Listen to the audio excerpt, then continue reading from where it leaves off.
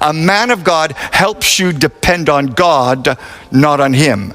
A man of greed wants you to depend on him so he can extract money from you.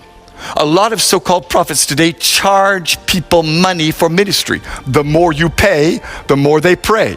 Today, many churches and prayer camps charge money for what they call consultation. If you give $50, you get a prayer. If you give $100, they will lay hands on you and anoint you. If you give $500, they'll fast for you. And if you give $1,000, they will prophesy and see a vision for you. Nonsense!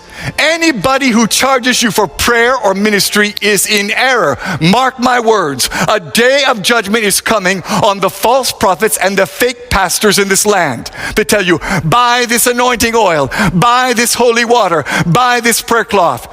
Do not be deceived. Jesus never sold any miracle, and neither did the apostles. We have to get back to the place today where we depend on Jesus and Jesus only. The cult of celebrity pastors must end.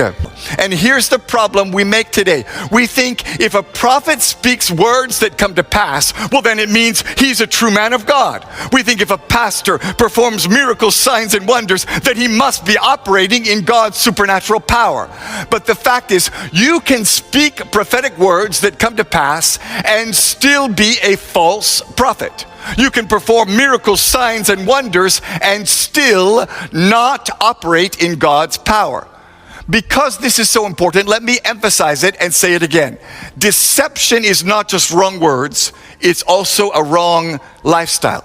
A false prophet may have the right words and even predict things correctly, but if he has a wrong life, he is a false prophet. There's a pastor in Tanzania who said, because I'm anointed, my feet cannot touch the ground while I'm preaching.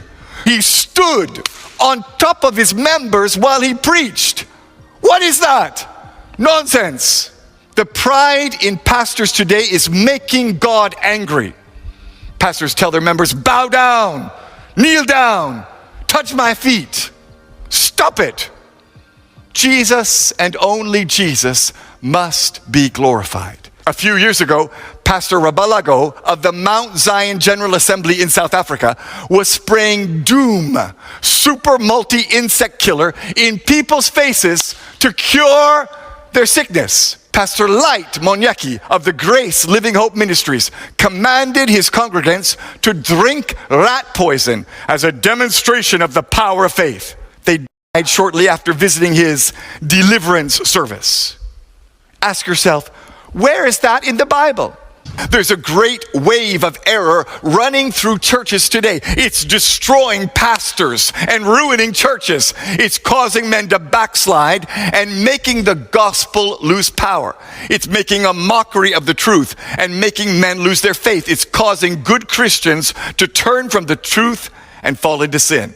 And the fact is, Jesus clearly tells us it will affect many. Many false prophets will come. Many men will be deceived. And friend, you need to know today that the greatest challenge for us as Christians in the end times is not persecution. It's not economic collapse or uncertainty in government. The greatest challenge we face today in the church is spiritual deception.